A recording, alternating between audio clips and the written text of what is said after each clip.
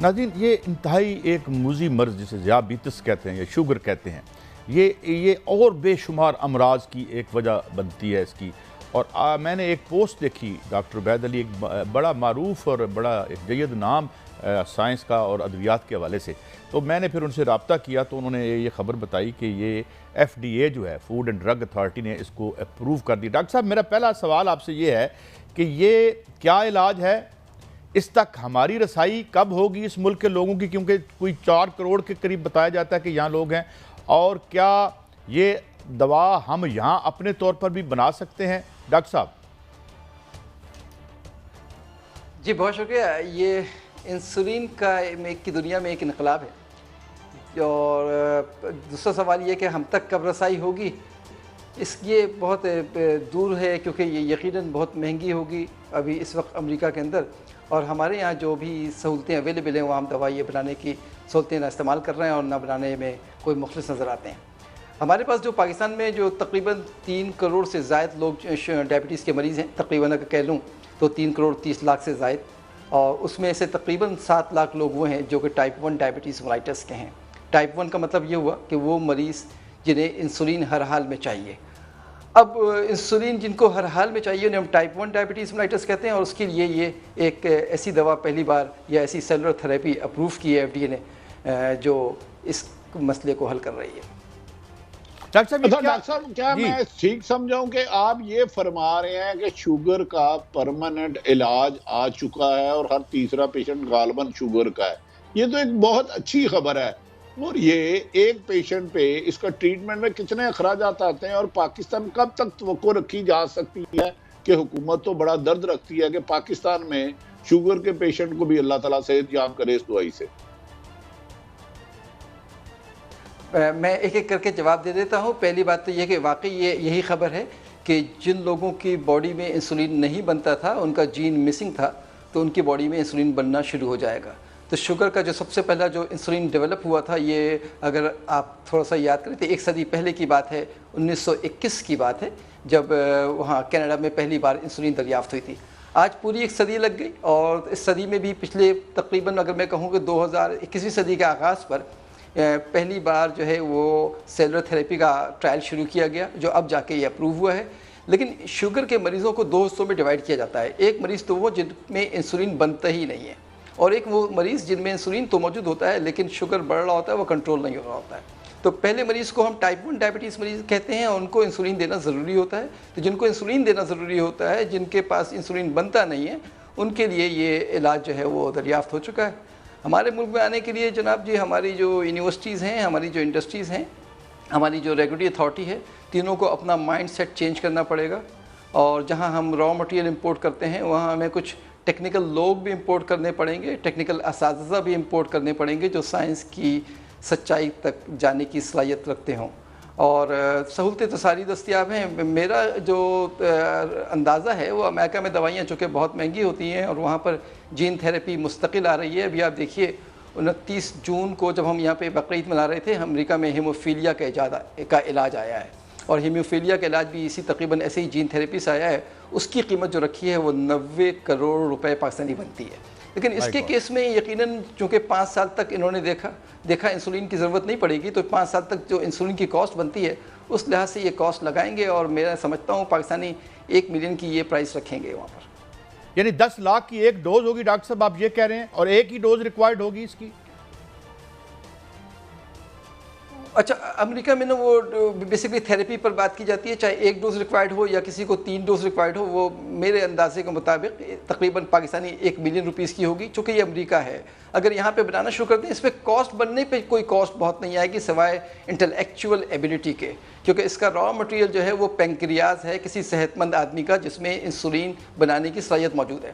اس pancreas کو آپ artificial جو ٹیشوز ہیں اس کے اوپر گرو کریں گے، پھر اس سیل کو الگ کریں گے، الگ کرنے کے بعد اس کو پیوریفائی کریں گے، اور پیوریفائی کرنے کے بعد اس کو کمرشلی فل کریں گے، اور پھر باڈی میں ہیپیٹک پورٹل وین کے ذریعے لگا دیا جائے گا۔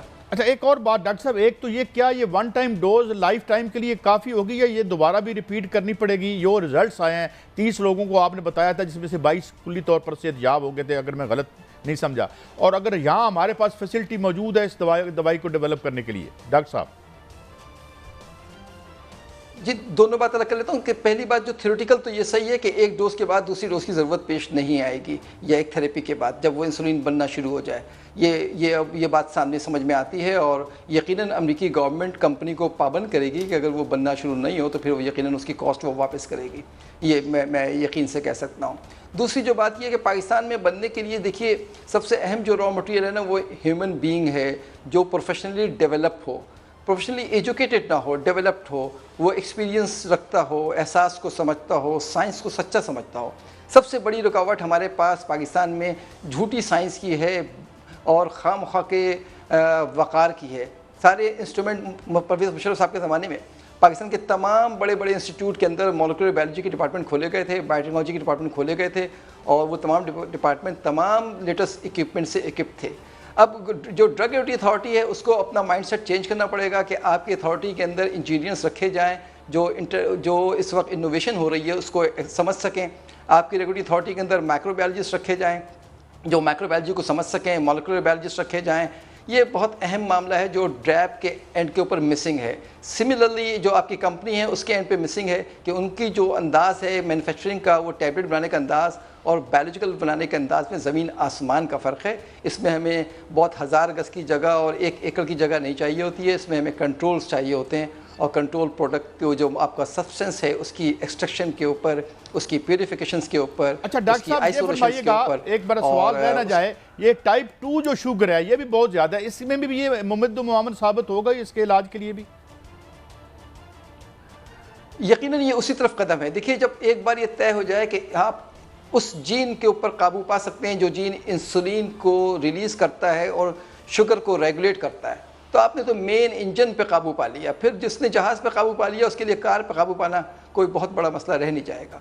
اور اس کا مطلب یہ ہے کہ جو شوگر کی وجہ سے دیگر بیماریاں گردوں کی ہوتی ہیں اور بے شمار اس کی ہے ریپرکشن، تو یہ اس کا مطلب ہے کہ اس سے ان پر بھی رکاوٹ آئے گی، یہ تو بڑا ریولوشن ہوگا۔ نہیں، ریولوشن تو آ چکا۔ اگر آپ دیکھیے پچھلے 5 سالوں میں سارا جو کام ہو رہا ہے وہ جینیٹک انجینئرنگ کے اوپر ہو رہا ہے۔ آپ روز بروز نئی دوا وہ بایولوجیکل کی طرف جا رہی ہیں۔ اب آپ تو نہیں دیکھ رہے کہ کوئی کیمیکل اینٹی بایوٹک آ رہا ہو، کیمیکل ہائپرٹینسو آ رہا ہو۔ زیادہ تر جو توجہ ہے بڑی کمپنیز کی جو نئی دوا کی وہ بایولوجیکل کی طرف ہے۔ جی ڈاکٹر صاحب آپ نے جیسے فرمایا ہے کہ انسولین کے 100 سال پورے ہونے کے بعد یعنی 1 صدی اور 2 سال کے بعد اب یہ دوائی ایجاد ہو گئی ہے جو بہت بڑی خوشخبری ہے، یہاں تک تو درست ہے۔ پہلی بات مجھے یہ بتا دیں کہ اس میں جو رقم آئے گی وہ کون کمائے گا؟ حکومت کو آپ کیا سجیسٹ کرتے ہیں تاکہ عوام کو آسانی ہو سکے اور یہ عوام تک پہنچ سکے؟ اور تیسری آخری بات آپ سے پوچھنا چاہوں گا کہ یہ کہا جا رہا تھا کہ نوبل انعام ملے گا جو شوگر کا دریافت کرے گا، یہ 3 باتوں کو آپ کس نظر سے دیکھتے ہیں؟ ذرا اس پر رہنمائی فرمائیں۔ دیکھیے جس نے سب سے پہلے انسولین کا ایجاد کیا تھا اس کو نوبل پرائز ملا 2023 کے اندر، وہ کمرشلی للی نے اویلیبل کر دیا تھا۔ اب تقریباً 1 صدی کے بعد جو ڈرگ آئی ہے یہ ڈسکور کیا ہے ایک کمپنی نے، کسی ایک انڈیویجول نے ڈسکور نہیں کیا ہے۔ جو اپروچ اڈاپٹ کی گئی ہے سیلولر تھیراپی کے اوپر، اس کے اوپر آلریڈی بڑے بڑے جو انعامات ہیں وہ دیے جا چکے ہیں اس مطلوبہ سائنٹسٹ کو۔ تو اب رہی بات پاکستان میں، تو پاکستان کی حکومت کو میں ہی التجا کروں گا کہ وہ اپنی قوت کو پہچانے، اپنے جوان بچوں کی قوت کو پہچانے، اپنی تعلیمی صلاحیت کو پہچانے، اور اگر فرض کر لیجئے انہیں جہاں را مٹیریل امپورٹ کرنے کی ضرورت پڑتی ہے، مشینیں امپورٹ کرتے ہیں، وہاں وہ ٹیکنیکل لوگ بھی امپورٹ کر لیں اور اس ٹیکنالوجی کو یہاں پہ ٹرانسفر کریں۔ دنیا آسان ہے، دنیا سائنس کی زبان میں بات کرتی ہے، صداقت میں بات کرتی ہے، وہ کوئی پھر مسئلہ نہیں ہوگا اس کو ڈیولپ کرنا۔ تو ڈاکٹر صاحب یہ کتنا ویسے کیا آپ نے کوئی اندازہ لگایا ہے کہ کتنی انویسٹمنٹ درکار ہوگی کسی پرائیویٹ کمپنی کو یا سرکار کو اس کو یہاں انڈیجنسلی تیار کرنے کے لیے؟ میں اصل میں آواز ایکو ہو رہی ہے، دوبارہ سن لوں آپ کے ساتھ؟ میں یہ عرض کر رہا تھا کہ کیا انڈیجنسلی یا اپنے طور پر اس کو تیار کرنے میں کتنی انویسٹمنٹ درکار ہوگی کسی کمپنی کو؟ کتنی رقم درکار ہوگی؟ جی انویسٹمنٹ رقم، جی مینوفیکچرنگ رقم۔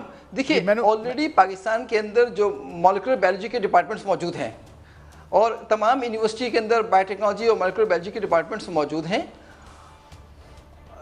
جس کی بنیاد پہ میں کہہ سکتا ہوں کہ جو اس کا انپٹ ہے نا وہ ہے انڈیویجول کا، کسی ہیومن بینگ کا پینکریاس. اس کے بعد اس کی پروپیگیشن ہے، اس سیل کو نکالنے کے بعد پروپیگیشن ہے. تو اس پر تو آپ کے لوگ بہت ایکپٹ ہیں. میں نہیں سمجھتا کوئی بہت خاطر خواہ رقم درکار ہوگی. یقیناً جو آپ کے پاس سہولتیں ہیں اس پہ لوگوں کو ٹرین کرنا پڑے گا اور ٹرین لوگوں کو بلوانا پڑے گا تاکہ ٹیکنالوجی ٹرانسفر ہو. یہ بتائیے کہ پاکستان 1 ارب کے درمیان ہو جائے گا، پاکستانی 1 ارب روپے کے درمیان. 1 ارب کے درمیان. پاکستان میں شوگر اتنی زیادہ کیوں؟ ہم ٹاپ پہ ہیں، ابھی یہ لسٹ دیکھ رہے تھے ہم، 30.8% لوگ ہیں. کیا وجہ ہے ڈاکٹر صاحب؟